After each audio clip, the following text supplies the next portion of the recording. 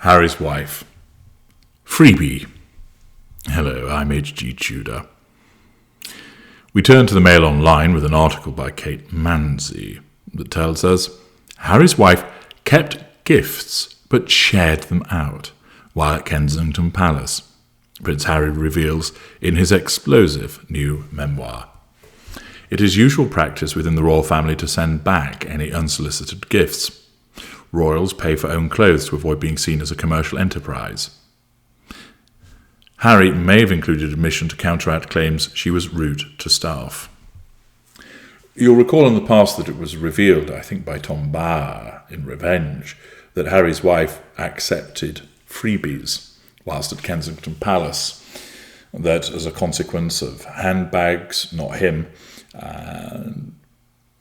shoes, clothing, fragrance, etc., those items were sent and that Harry's wife kept them. She would do so as a somatic narcissist. She has an interest in material items.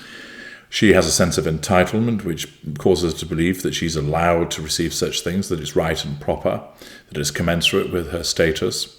She has no sense of accountability, not recognising that the proper thing would be to return the goods. It's also indicative of poor boundary recognition. The fact is, she would keep them, and she would keep them even if she didn't need them. In some instances, some narcissists who might receive goods in that way would go on to sell them and pocket the money. Of course, this being reported on damages her facade, because it suggests that she's a bad person for doing something that she ought not to have done.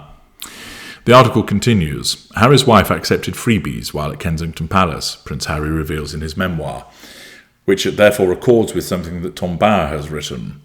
The usual practice within the royal family is to send back unsolicited gifts which have been sent to the palace for free. Yet, in his book, Harry admits that Harry's wife took free gifts, but also distributed them to her staff. I suspect this is a revision of history, and it's been done for facade management. That she has suggested, look, that awful, terrible man Tom Barr found out about me receiving free gifts. We can't have him suggesting that I kept my sticky mitts on these items, and accordingly, what must be done is we need to make me look good. We need to make me look good in terms of saying that although I kept them, I actually gave them to other people because I'm kind and generous, and also, how could I have bullied staff if I was giving them presents? So this revelation, which had never been mentioned previously, looks like a revision of history and is being done to manage that all-important facade. Harry says she shared all the freebies she received, clothes and perfumes and makeup, with all the women in the office. If a member of the royal family is seen wearing an item of clothing, it can be worth thousands of pounds in advertising, marketing executives say. Dresses worn by the Princess of Wales often sell out within minutes of her being pictured in a particular brand or designer item. With this in mind, members of the royal family pay for their own clothes in order to avoid being seen as a commercial enterprise. Harry includes the admission presumably to counteract previous reports that Harry's wife was rude to palace staff. He says, I never heard her speak a bad word about anybody or to anybody. On the contrary, I watched her redouble her efforts to reach out, to spread kindness. Once again, Harry being told to state this, and this, of course, shows the hand that Harry's wife has in this publication to ensure that she looks good and he looks bad. She sent out handwritten thank you notes, checked on staff who were ill, sent baskets of food or flowers or goodies to anyone struggling, depressed, off sick. Now, she may well have done those things. So the first point is to state those things may never have happened, and it's a revision of history. Furthermore, understand a narcissist can do nice things, but it isn't done for genuine altruistic, emotional, empathy-driven reasons. It's done, as you know, because it serves the purposes to get to the prime aims. So sending out a handwritten thank you note is done to assert control over the recipient, cause them to respond with fuel, possibly, and to manage the facade. Checking on staff who are ill asserting control over them, receiving fuel by way of their gratitude, and managing that facade. Sending baskets of food or flowers or goodies to anyone struggling is a form of bribery, which allows the assertion of control, the receipt of fuel, and manages the facade. So she may not have done any of those things. And also remember, a narcissist could bully you in the morning and then send you a basket of food or flowers in the afternoon because of compartmentalization and not see anything wrong with it. Because we know, of course, that she is a narcissist, we understand that the behaviours that she engages in are never driven by her actually genuinely caring or being altruistic. It's always driven by her narcissism.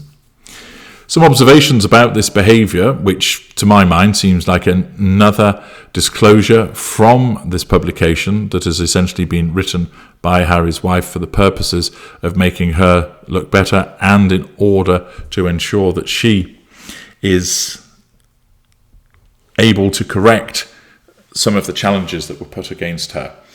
As always, she as a narcissist behaves with no emotional empathy, and she's doing this to ensure that she looks good, that she corrects the ills that she believes that have been unfairly thrown in her direction.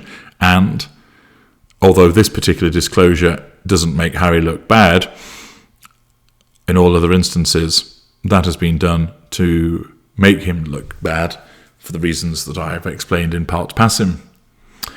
What are the views of others? Litnut, if that were the case, then why did so many of their staff quit? Posing a fair question, somebody observes, killed by kindness, pressure from the firm.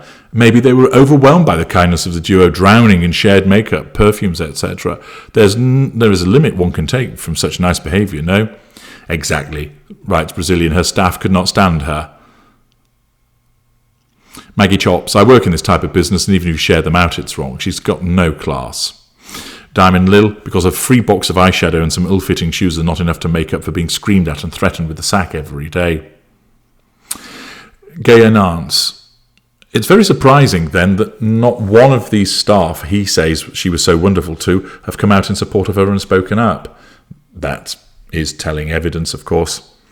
Bia, find it so unusual that neither Harry nor Harry's wife never ever do anything wrong. It must be wonderful to be so perfect in this world. And of course, that is the mindset of the narcissist that she exhibits, that it's everybody else who's at fault and not her.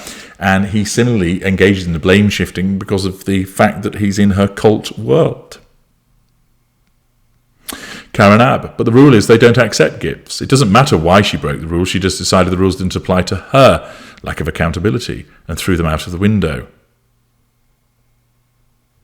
Pinup Girl 139, absolutely cringeworthy. Bath Simpson, can't imagine her sharing anything. Bill from Bucks, the palace should let the staff speak for themselves. Are you this 007? What embarrassments they are.